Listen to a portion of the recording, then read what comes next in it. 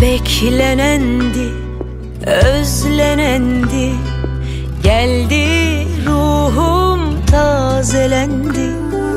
Bak bezendi gülle bahçelerim, çaresiz dertlerim çarelendi.